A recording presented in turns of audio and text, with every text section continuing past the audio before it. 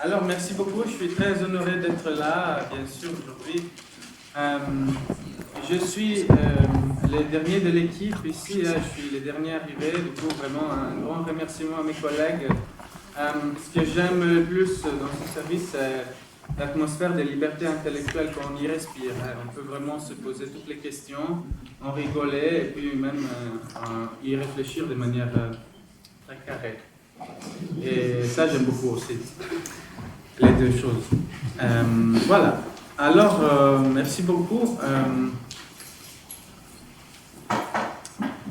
La recherche psychédélique, c'est un paradigme renaissant. Effectivement, je vais peut-être, aujourd'hui, compléter un peu les informations que mes collègues vous ont données. Pour préciser certains aspects, on va voir que c'est une approche très interdisciplinaire, c'est une approche psychopharmacologique. Et pour cela, en fait, il faut vraiment comprendre cette question d'une manière très globale, avec les outils de la biologie, ainsi que les outils de la psychologie, ainsi que les outils du coup, de la sociologie. C'est-à-dire qu'on a affaire effectivement à toute une partie administrative qu'on a vu déjà et de développement de ce domaine dans l'histoire des thérapies. Du coup, là, c'est un petit plan de ma présentation. Voilà, je pense on verra du coup ces trois facettes. Une partie plutôt biologique au niveau de la neuroplasticité, une partie sociologique au niveau du pourquoi on parle d'une renaissance, pourquoi ça s'est arrêté, très brièvement, et puis une partie psychologique sur l'expérience vécue. Une autre chose à dire vraiment, c'est qu'il y a tellement de choses à dire qu'on n'aura pas le temps de tout aborder de manière précise, mais voilà, ce sera pour les prochaines phases.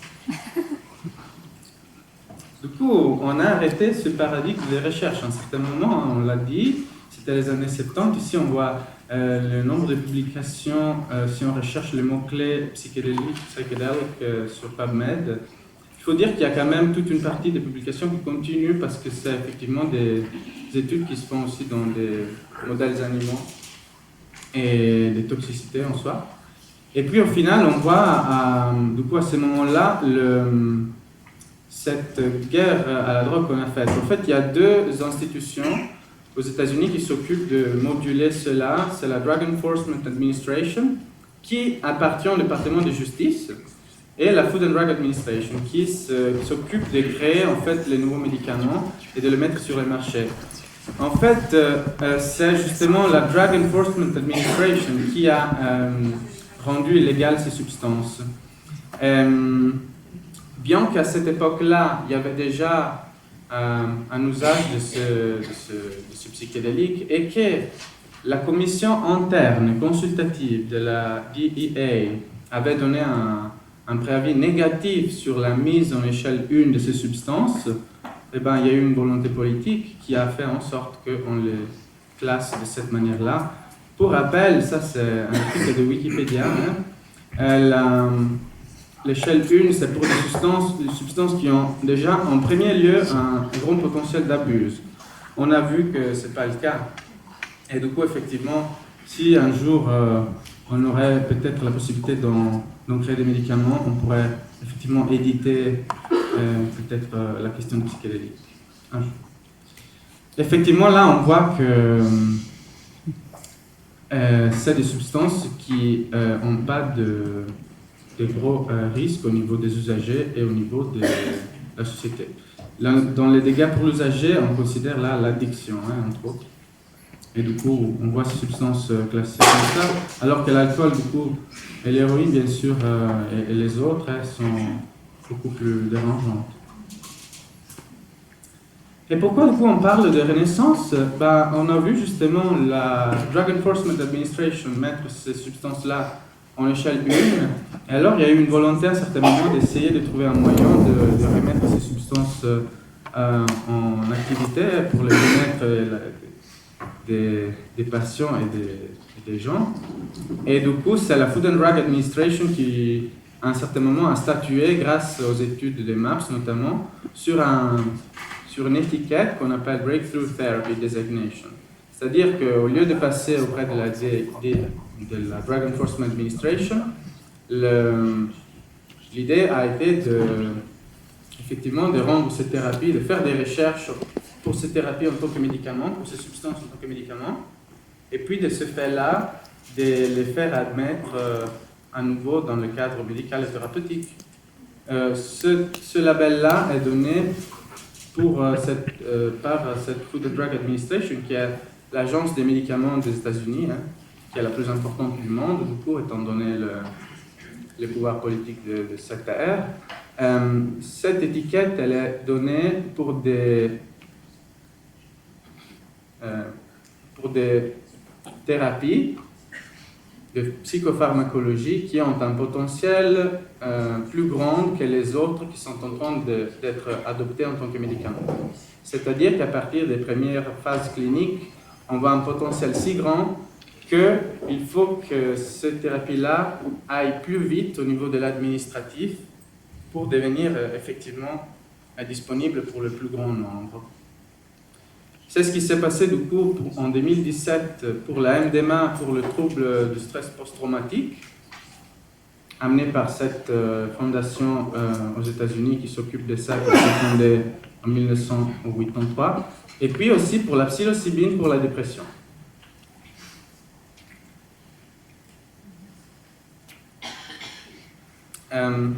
Cela est un fait remarquable du potentiel de cette thérapie.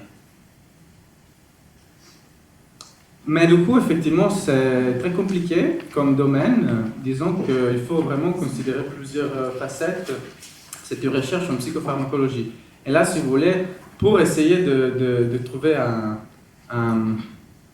peu d'ordre dans la littérature par rapport aux publications anciennes aussi, dont Daniel il a parlé aussi tout à l'heure, au niveau de la thérapie psycholytique, c'est vraiment de remettre ensemble aussi toute une taxonomie de ces approches dans cette recherche qui du coup a été faite pour beaucoup de temps entre les années 50 et 70 et puis qui a été arrêtée et puis qu'on a recommencé avec des nouvelles méthodes.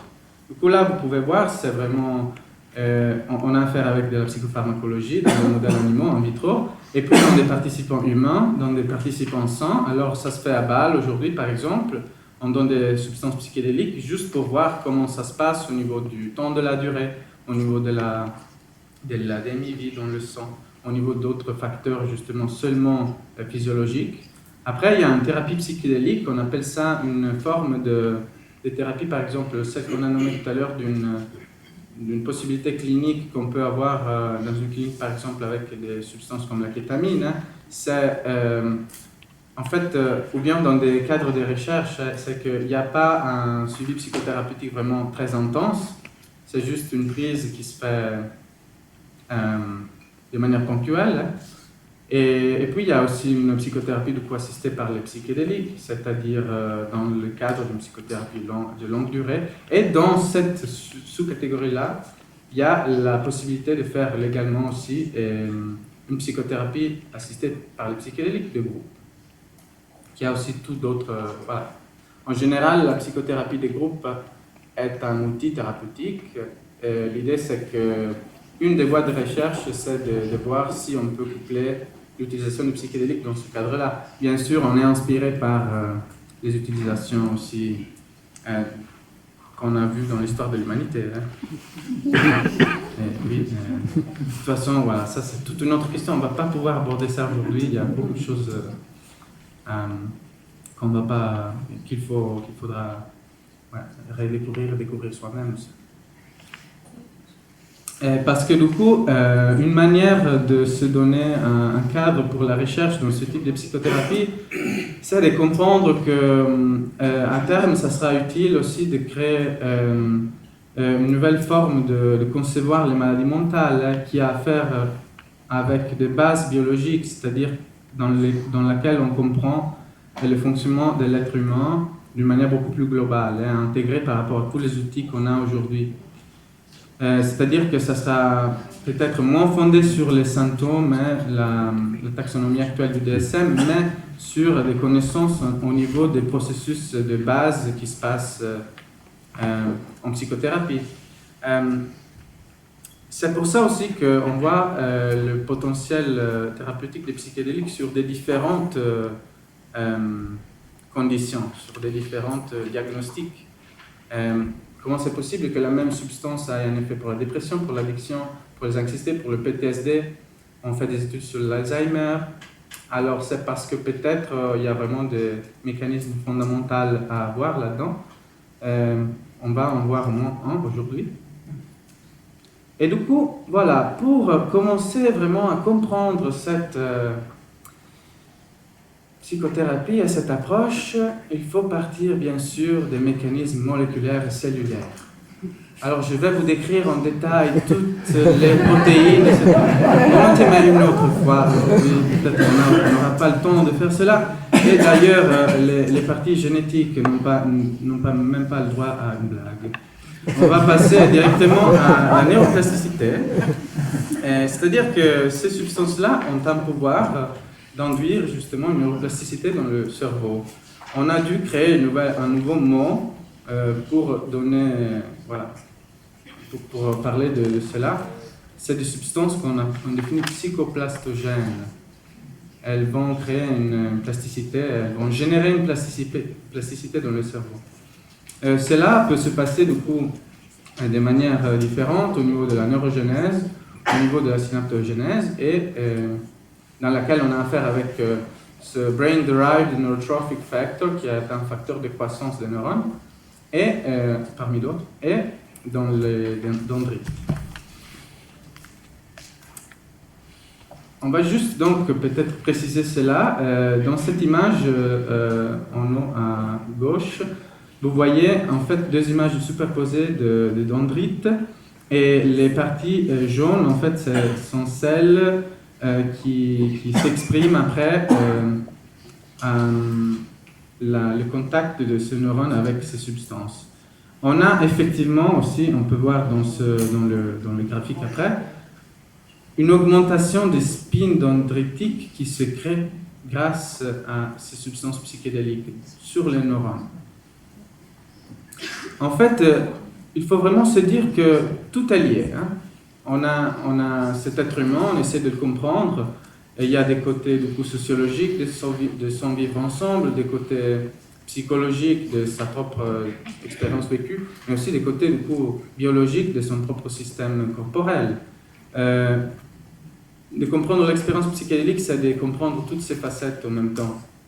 Et celle-là est la facette biologique qui nous parle, qui nous décrit la question de la plasticité, qu'on revoit du coup aussi, de cette flexibilité qu'on revoit aussi du coup au niveau du vécu subjectif. Et puis ici, du coup, on voit justement les dendrites, hein, il y en a qui naissent grâce à ces substances. Et du coup, de manière générale, on peut voir des effets psychoplastogéniques dans des différents niveaux d'explication dans le cerveau, au niveau moléculaire, au niveau des dendrites, au niveau des synapses. Mais est-ce que, du coup, au niveau de la neurogénèse, les psychédéliques pourraient induire la croissance de nouveaux neurones dans le cerveau? Aujourd'hui, on sait que dans l'hippocampe, notamment pour les êtres humains adultes, même en fin d'âge, il y a la création de nouveaux neurones. Mais est-ce que les psychédéliques pourraient induire ou promouvoir cette croissance? Alors, voici une évidence pour le oui. Par contre, il y a d'autres études qui sont la majorité qui n'arrivent pas à retrouver cet effet-là. C'est-à-dire que pour cette étude-là avec l'ayahuasca, c'est-à-dire avec le DMT notamment, pour faire ça vraiment, pour synthétiser tout ça hein, de manière très simple et claire, mais pas autant riche qu'il faudrait en parler. Hein. Il y a des évidences pour cela, mais dans d'autres études avec le LSD, avec la psilocybine, on n'en a pas. Disons que pour le moment, les ratios des études qui ne montrent pas d'évidence pour cela est plus grand pour ceux qui ne montrent pas les évidences que pour ceux qui les montrent. Du coup, en fait, ce slide est totalement... mais c'était pour vous dire justement que, voilà, ici, je n'ai pas mis de faut se poser la question. Voilà, et c'est ça la recherche. Et les microdosing, alors tout ça, est-ce que si on prend une petite dose, alors on va avoir des effets? Pour le moment, la seule étude qui a été faite à ce niveau-là, c'est celui-ci. Encore une fois, c'est sur une vingtaine de personnes. On voit des effets, pas au niveau des synapses, mais seulement au niveau du facteur de croissance des neurones exprimé dans le sang. Mais par contre, vous voyez, c'est très compliqué. On prend 5 microgrammes de LSD, on a plus de facteurs de croissance des neurones ici c'est à 4 heures, du coup c'est à 4 heures, et à 6 heures, mais pas à 2 heures, alors que si on en prend 20, on se dirait que peut-être ça devrait augmenter encore plus, mais alors c'est pas le cas, juste à 6 heures du coup. Et puis à 10, 0. Voilà, c'est un peu... voilà. Il y a des effets qui se passent, mais vraiment, on n'a pas encore compris. Et, par contre, du coup, il y a déjà des gens qui se posent la question, mais est-ce que du coup, on pourrait utiliser les psychédéliques pour ces maladies qui sont neurodégénératives, en étant des facteurs de neurogénération dans le cerveau? Voilà, c'est un questionnement ouvert. Pour les personnes dans la salle qui se posent la question, alors non, on ne peut pas créer une corrélation causale entre le fait d'être le créateur, la personne qui a trouvé le LSD et mourir à 102 ans. Voilà, celui-ci c'est Albert Hoffman à 100 ans, en 2006, il était encore capable d'écrire des lettres à Steve Jobs notamment, et puis de faire des choses. Il est mort 2 ans après, mais par contre, il n'y a pas de corrélation causale. Là, vraiment, on ne peut pas savoir. Pour vous donner un overview de ce que c'est la recherche clinique en psychothérapie, c'est vraiment, vous voyez, 2 doses comme ça, et 2-3 doses. Disons, dans les recherches cliniques qu'on fait, on donne quelques doses. Ce n'est pas des accompagnements psychothérapeutiques à très long terme. En Suisse, on a une chance inouïe. Les psychiatres, du coup, peuvent avoir ces traitements-là et faire des accompagnements psychothérapeutiques assistés par psychédéliques sur une année renouvelable. C'est-à-dire que sur cette année-là, on peut même arriver à faire peut-être 5 séances et puis on peut renouveler cette autorisation, en faire d'autres, changer de substances, aller vraiment personnaliser ce type de traitement par rapport aux patients.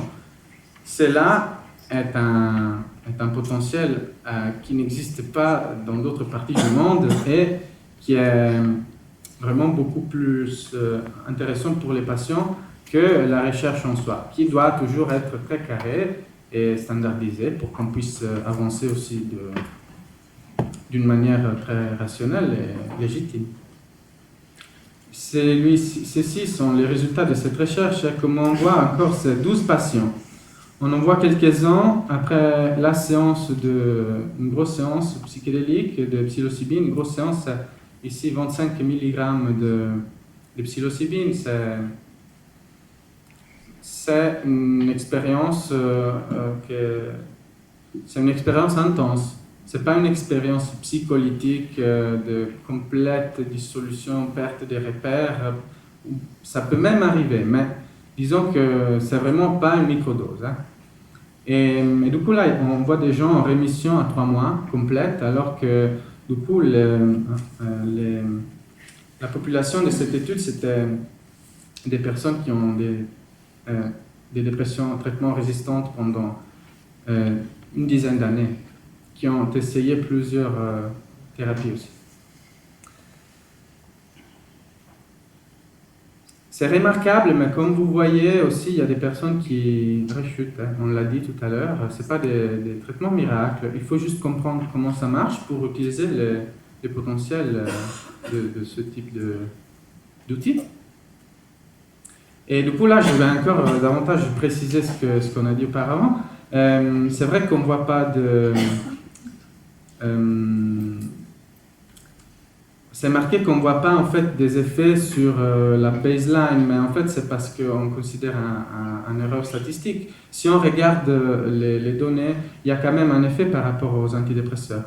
Pour vous dire peut-être une chose de cela, c'est que The New England Journal of Medicine, c'est la revue encore active en médecine la plus vieille du monde. Elle a été fondée en 1800 et quelques, et elle a une politique d'open access, c'est-à-dire qu'après 6 mois, les articles de cette revue deviennent publiquement accessibles. Et très honnêtement, si on n'avait pas la possibilité d'accéder aux articles scientifiques avec Sci-Hub en tant que scientifique, ce serait vraiment très difficile de faire de la science. Hein. Voilà. Il y a des revues, du coup, même légales, légitimes, qui comprennent ça et au bout de 6 mois, permettent à tout le monde gratuitement d'accéder à cette connaissance qui est faite, comme Daniel l'a dit tout à l'heure, avec des fonds publics. Pas que. Mais en partie. D'autres applications de ces thérapies sont pour le MDMA, du coup pour le stress post-traumatique. Dans le cadre de ces études-là, on est en train aussi de checker. Du coup, ici, on voit déjà une différence entre le placebo et le MDMA au niveau de ces symptômes sur le stress post-traumatique. Une chose à relever dans cette étude, c'est que des personnes qui avaient pris de l'MDMA, une petite partie, peuvent avoir eu le placebo, du coup, ne ressentent pas d'effet. Genre, croient ne pas être dans un état de conscience modifié. Et d'autres personnes qui ont pris le placebo, ils ressentent une chose comme quoi ils croient avoir pris de l'MDMA. Et ils ressentent un changement dans leur état de conscience. C'est des minorités. Mais ça veut dire aussi à quel point il faut faire attention, à quel point c'est subtil. Hein? C'est subtil de comprendre ces effets d'état de conscience modifié et à quel point on peut être induit aussi dans ces états-là juste par l'effet placebo, qui est un effet qui existe, qui marche en soi. Mais nous, on cherche aussi d'autres effets plus profonds. Et ici, une autre chose peut-être à relever, c'est que dans ces études-là, on a aussi la possibilité de voir d'autres symptômes qui sont liés, mais qui ne sont pas forcément dans la catégorie du PTSD, c'est-à-dire par exemple l'addiction à l'alcool et le risque suicidaire. Du coup, pour l'addiction à l'alcool, on voit une diminution et il n'y a pas d'augmentation de risque suicidaire à la suite d'une thérapie avec la MDMA. Pour cette autre étude que j'ai mis ici, c'était pour l'addiction. Là, on a eu des résultats incroyables. Hein.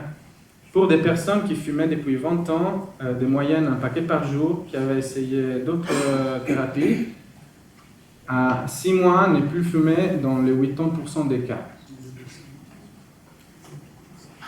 Et voilà, c'est ça aussi la science, c'est de pouvoir se dire à quel point on fait confiance aux gens qui nous disent cela. Et bien ça, c'est Johnson & Griffith, c'est des psychopharmacologues de renommée mondiale à Johns Hopkins University qui travaillent depuis des décennies, qui ont un réseau incroyable de peer review, c'est-à-dire d'autres scientifiques et d'autres personnes qui s'occupent de mettre à point cette méthode scientifique, qui checkent pour les fautes que l'esprit humain, comme on a dit, qui n'est pas vraiment apte à la statistique, va de toute façon faire systématiquement.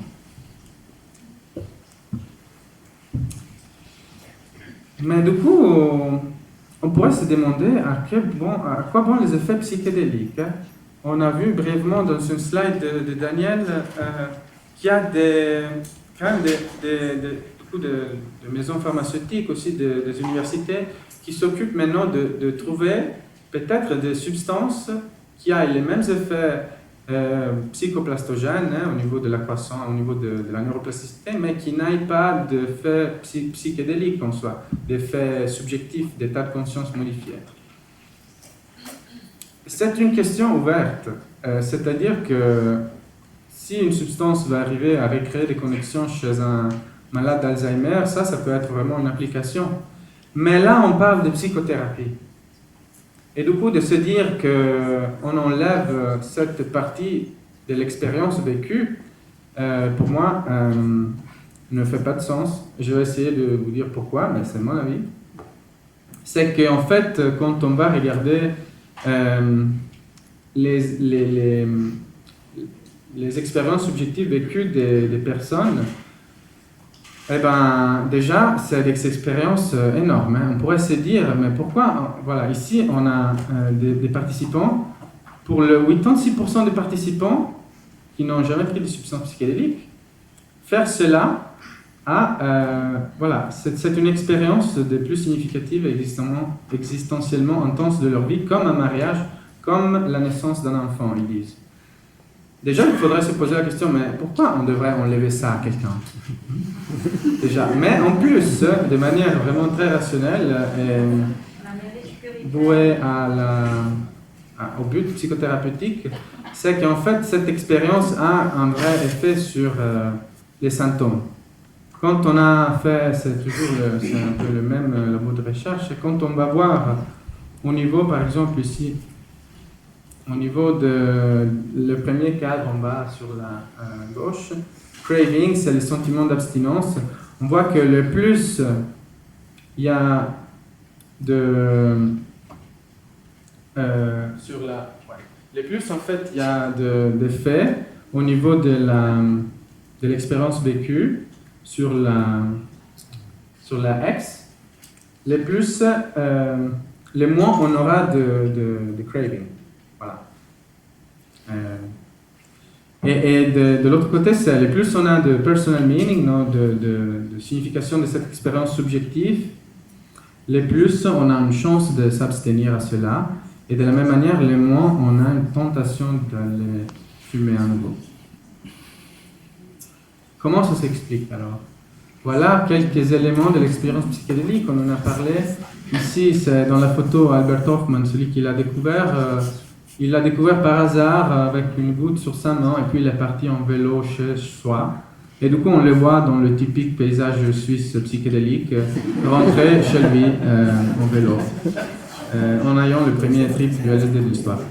Et vous voyez, il y a vraiment beaucoup de facettes à cette expérience psychédélique. On l'a vu dans le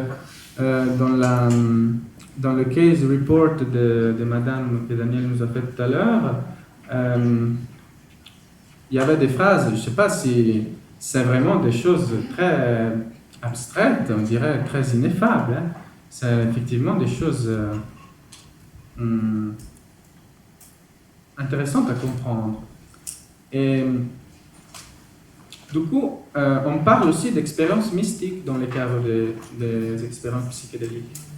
Cette expérience mystique, dans les questionnaires qu'on utilise pour la qualifier, elle a affaire avec ces sentiments d'unité, transcendance du temps et de l'espace, un caractère sacré, un sentiment profondément positif, un contact avec la nature intime de la réalité et une ineffabilité de l'expérience.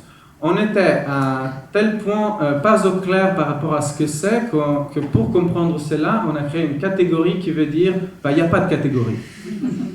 Ineffabilité de l'expérience.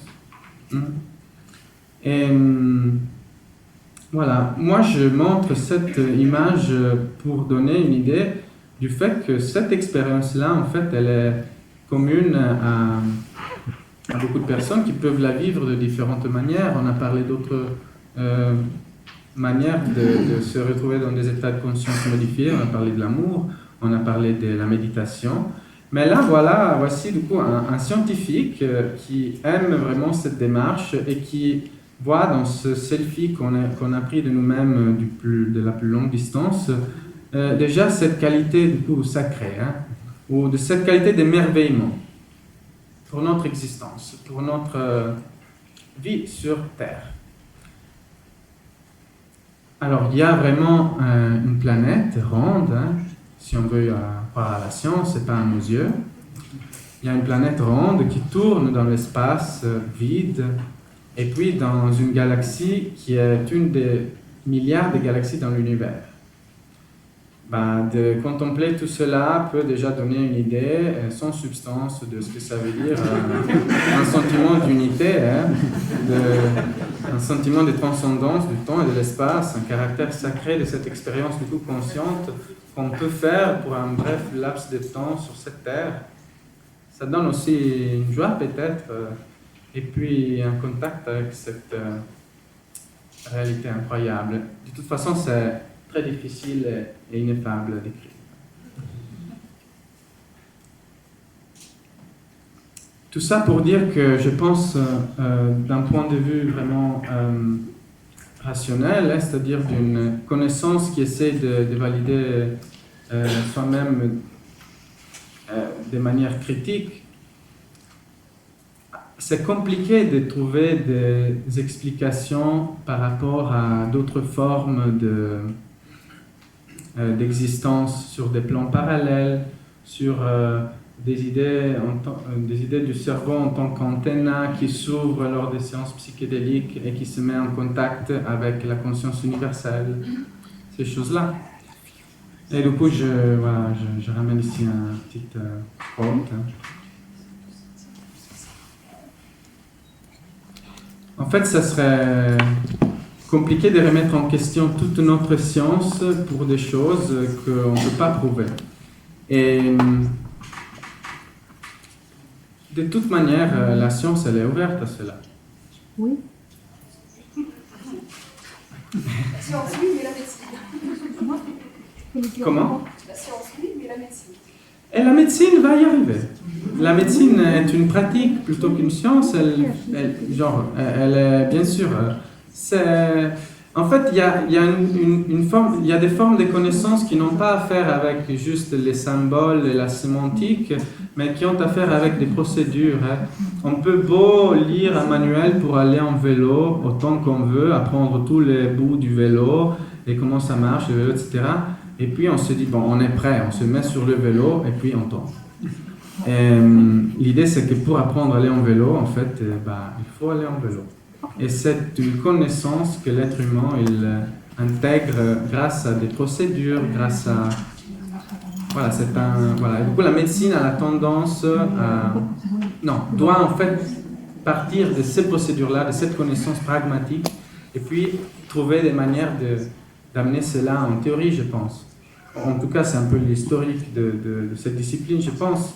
Et pour des choses comme ça, c'est vraiment très, très compliqué. Parce que l'expérience, du coup, elle est ineffable, transcendante. Mais du coup, qu'est-ce qui se passe justement dans le cerveau, hein? Là, je vous montre encore pour bien définir ces concepts. Hein? Comme ça, vous allez bien l'ancrer de manière à intégrer tout ça. C'est une capacité que les psychédéliques ont de remettre en lien les différentes aires du cerveau d'une manière qui n'est pas possible dans le cadre d'un état de conscience ordinaire. Pour vous donner un exemple, du coup, là, il y a ce phénomène de synesthésie qui peut être présent déjà dans n'importe quelle personne et qui n'est pas pathologique en soi. C'est des personnes qui voient les nombres avec des couleurs ou qui perçoivent des sons avec un goût, qui en fait ont des mélanges entre des différentes sensations et perceptions. La synesthésie est une des choses qui se passe pour des personnes qui n'ont jamais eu ça dans l'état de conscience ordinaire, dans des états de conscience modifiés. C'est parce qu'effectivement, il y a toutes ces connexions qui se mettent en place. Une autre chose très importante à comprendre dans cette manière de concevoir le fonctionnement du biologique du cerveau dans l'état de conscience modifié, c'est de se dire que du coup, quand on va créer ces connexions-là, l'idée c'est après de les garder en place. Selon les lois de la neuroplasticité, quand deux réseaux neuronaux s'activent en même temps, ils vont aussi se connecter entre eux. Mais du coup, pour que cette connexion-là reste vraiment stable, il faut juste la réallumer, la recréer. Et c'est pourquoi on donne par exemple les enregistrements de la séance après la séance psychédélique aux patients à réécouter. De réécouter leur propre voix qui raconte cette expérience alors qu'elle est encore très vive dans la mémoire, va réactiver effectivement ces mémoires. Et cela va créer vraiment une stabilité au niveau neuronal. Aussi, ici, on a la valeur de la musique. La musique est un langage qui touche aux émotions directement.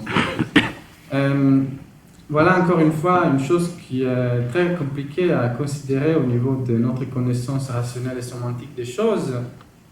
C'est toute une autre partie de notre quête de compréhension de la nature et de nous-mêmes.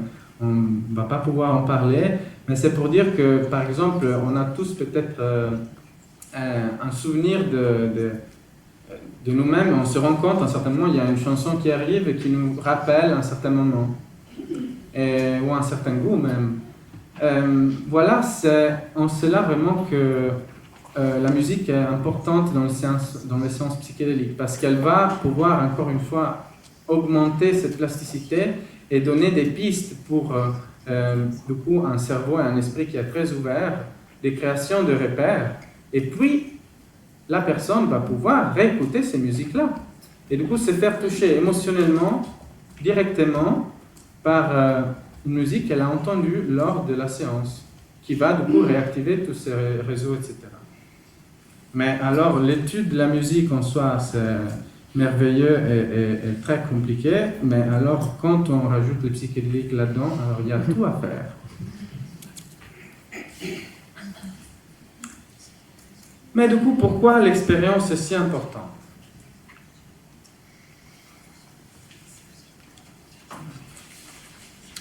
Alors j'avais hâte de parler de cela, et du coup j'en ai déjà exprimé quelques mots par rapport à la réponse que j'ai donnée à madame. Mais l'idée, c'est vraiment que la connaissance n'est pas le seul enjeu de la psychothérapie. On veut bien donner des outils au patient en lui disant « Ah ben, alors la psyché, ça marche comme ça, et puis les ruminations, c'est ça, la dépression, il y a ces symptômes-là. » Mais il faut permettre aux patients de faire des expériences, en fait. Et quand on a vu dans le chemin de Daniel, encore une fois, on a vu qu'il y a des choses qui se mettent en place, hein, des moments d'insight, des moments aussi voilà, on ressent qu'une personne tient à nous. Et c'est des choses qui se passent aussi à d'autres niveaux que la pure connaissance. C'est une forme de compétence procédurale qui a à faire avec la flexibilité cognitive. Alors ça, c'est un des facteurs qui sont les plus... qui est le facteur de la ACT, Accepted and Commitment Therapy, qui est en fait le facteur central qui amène justement au changement auprès du patient. Au niveau des valeurs, quand on a affaire avec un patient et quand on a à se dire comment on veut vivre, les valeurs, c'est important. Et les valeurs, c'est pas juste des idées ou des choses qu'on peut déduire de manière mathématique. C'est aussi vraiment des compréhensions de notre vivre ensemble qui ont à faire avec des compréhensions émotionnelles de ce que c'est la douleur, de ce que c'est l'amour, de ce que c'est l'attachement. Le vécu corporel est aussi très important. Les psychédéliques permettent une connexion avec son propre corps très forte. Normalement, une des problématiques dans la dépression, dans l'addiction, on l'a vu aussi tout à l'heure, hein, c'est qu'on reste dans des boucles de rumination, etc., qui sont vraiment détachées, dissociées de son propre corps. La psychothérapie va aider en cela. On peut faire la psychothérapie pendant des années et au bout de petits moments de réalisation des émotions du patient, etc., on lui permet de se remettre en connexion avec son propre ressenti corporel et émotionnel. Mais du coup, là, on a un outil puissant pour ce faire. Et du coup, c'est cohérent par rapport au modèle qu'on a de psychothérapie. C'est juste un outil qu'on peut intégrer là-dedans. Et puis, il y a cette compétence métacognitive, hein, de comprendre un peu comment ça marche son propre esprit. Alors ça, c'est une idée très ancienne, hein, connais-toi toi-même. Mais voilà, si peut-être on se la souvient encore, c'est qu'elle était bonne et elle est un peu universelle par rapport à l'état de l'être humain sur la Terre. Et de se comprendre soi-même veut dire en fait avoir la possibilité de créer pour soi cette forme de sagesse. Hein. Alors aujourd'hui, on a un livre qui parle de l'étude scientifique de la sagesse, qui a justement la possibilité que l'intelligence a de remanier soi-même pour avoir un impact plus relevant soit sur le monde. Du coup, de la même manière où d'avoir un OQI, ça ne rend pas forcément heureux, ça ne suffit pas de créer de nouvelles connexions pour savoir comment les utiliser mieux. Il faut se dire, voilà, il faut se poser la question, mais comment faire? Et ça, c'est une question existentielle de base qu'on amène aussi en psychothérapie et dont on est tous en tête, d'une certaine manière ou d'une autre. Il y a eu dans l'histoire de la psychothérapie plusieurs passages. Déjà, on comprend que c'est une activité humaine. Elle a une histoire, elle a un commencement. Il y avait d'ailleurs des états de conscience modifiés là-dedans. L'hypnose, c'est un état de conscience modifié et dans lequel on induit des pensées dans la personne qui est en état de transe. Alors que dans les psychédéliques, on a une approche un peu différente. On essaie d'accompagner la personne, mais vraiment, on est là pour elle. Et c'est elle, en fait, qui va induire pour elle-même voilà, les choses que... Voilà. Nous, on fait ça, mais pas au moment de l'état de conscience modifié. Et puis, voilà, peut-être à ce moment-là de l'histoire, ça a été difficile pour quelqu'un de comprendre pourquoi de s'asseoir, de s'allonger sur un canapé et de parler avec une personne aurait pu avoir des effets bénéfiques pour la santé mentale. Freud, en cela, voilà, a été un précurseur.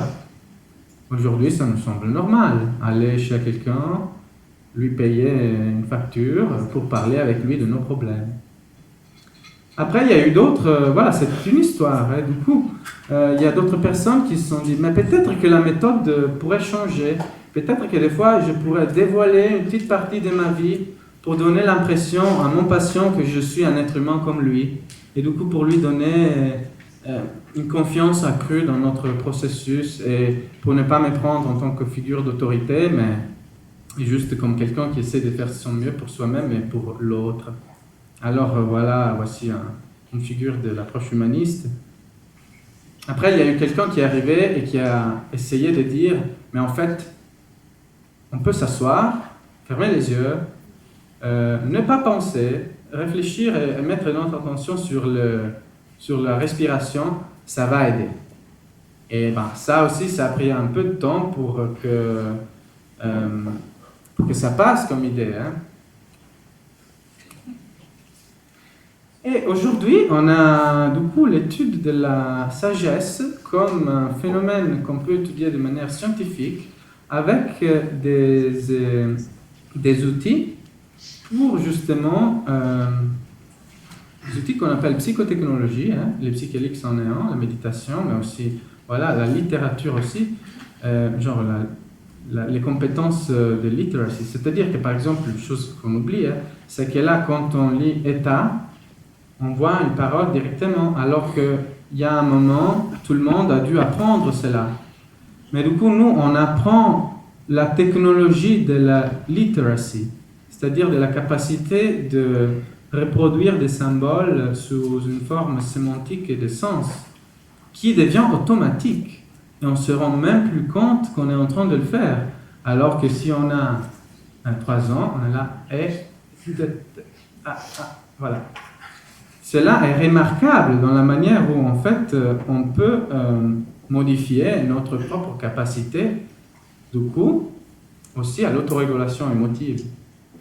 Et en général, à notre propre régulation, notre propre impact dans le monde.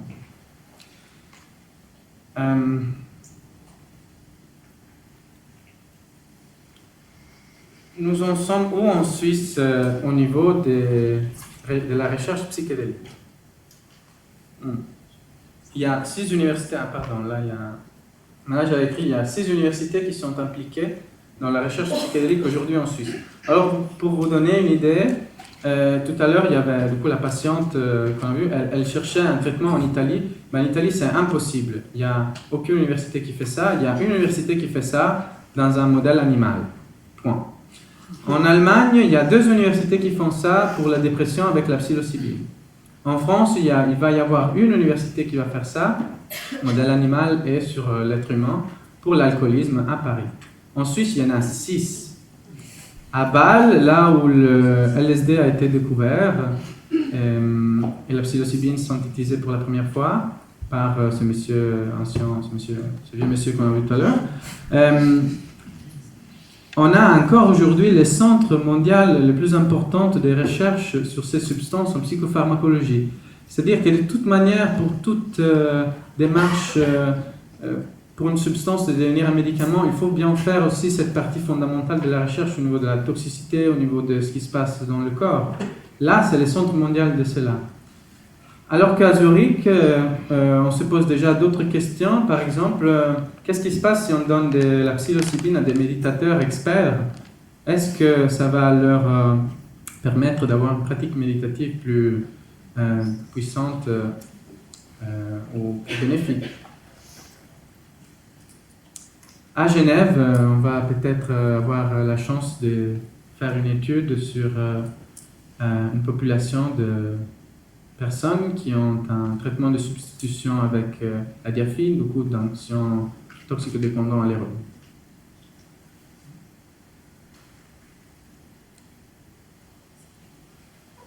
La Suisse est aussi un pays exceptionnel du fait qu'on a vu tout à l'heure, les psychiatres peuvent faire la demande pour leurs patients pour les substances psychédéliques. Ce n'est pas le cas dans le 99% des autres pays du monde.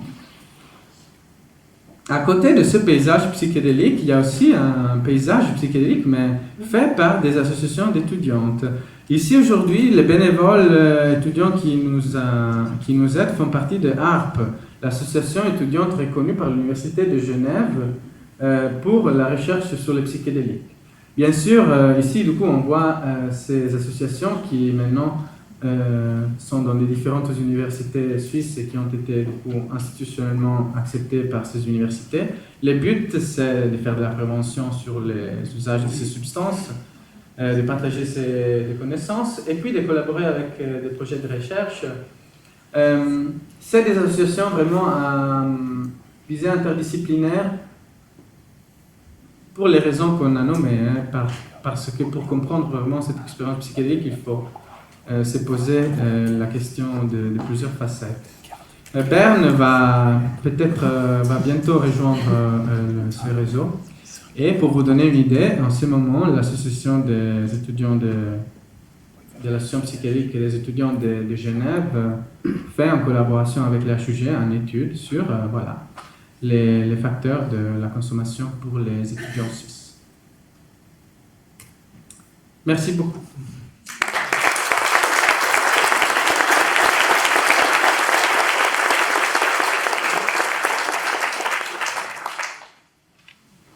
Voilà, merci beaucoup Federico. Je pense que je vais prendre le temps d'encore une ou deux questions. Et puis on prendra 2h15 pour si on vous laisse le temps d'aller manger. Je voulais savoir, je suis psychomotricienne et vous avez parlé du corps, ce qui me manquait dans les deux dernières choses. Mais du coup, est-ce qu'il y a des intégrations qui se font avec le corps aussi?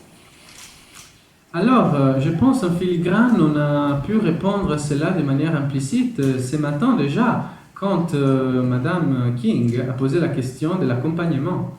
C'est-à-dire que si un psychiatre privé peut être juste présent dans le cadre de sa clinique ou de sa pratique privée et avoir accès à ces substances-là et faire en sorte que d'autres praticiens et professionnels de la santé s'impliquent pour le suivi de ce type de psychothérapie, alors la réponse est clairement oui. Par contre, du coup, à ma connaissance, il n'y a personne qui fait ça. Et la recherche aussi, un jour, va se poser la question. Mais du coup, en Suisse, dans ce contexte exceptionnel, encore une fois, on a la chance de pouvoir faire avancer cette connaissance procédurelle et expérientielle à la même vitesse, même plus vite que celle de la science pure et dure. Du coup, si tu as cette envie, peut-être que tu pourrais l'explorer et puis nous dire ce qui se passe. Oui. Voilà, pour parler, on pose toutes ces substances dans les mêmes paquets, mais est-ce qu'il y a des spécificités pour les LSD, plutôt des indications, plutôt pour les champignons, plutôt pour la vitamine, etc. Est-ce qu'il y a des spécificités? Oui, je pense que la science va en trouver, mais pour le moment, c'est pas clair. C'est vraiment pas clair. Est-ce qu'ils ont tous le même effet ou est-ce qu'ils ont des effets différents? disons que, alors déjà, la MDMA est une amphétamine, le LSD c'est une ergoline, la psilocybine c'est une tryptamine. La DMT aussi c'est une tryptamine. C'est pour dire que c'est quand même des classes différentes de substances, elles ont des durées différentes, chacune, même dans chaque classe, elle a des durées différentes. Normalement, les usagers dans des forums publics où on peut récolter des expériences vécues de personnes qui font cela, trouvent des différences, mais vraiment au bout de beaucoup d'expériences. Au tout début, les personnes ne sont pas capables de comprendre la différence. Et peut-être la différence entre le LSD, du coup, les ergolines et les tryptamines, alors que pour la MDMA en soi a un effet vraiment différent et très connaissable. Bien qu'on voit que des gens qui n'ont rien pris croient être sous l'effet de MDMA. Hein. Mais du coup, encore une fois, c'est que d'en parler, c'est une chose, d'en faire l'expérience, c'en est une autre. Et les personnes qui n'ont jamais pris une substance de leur vie, peut-être que la première fois qu'ils prennent une substance ou qu'ils boivent un verre de vin, ils se disent, mais en fait, ça ne me fait rien. Et puis on boit 2, 3, 4, et puis ils sont encore là. Mais en fait, ça ne me fait rien, en fait, ça ne me fait rien. Et puis du coup, c'est ça, hein, c'est de comprendre que c'est des vécus subjectifs qu'on essaie de mettre en commun pour avoir une compréhension peer-reviewed de cela. Mais c'est du coup, qu'est-ce que c'est l'amour? L'amour, c'est un vécu subjectif, mais on en parle, on essaie de se dire ce que c'est, etc. On fait même des études au niveau de l'attachement, oxytocine, etc. Voilà, j'espère, mais c'est très large et très compliqué.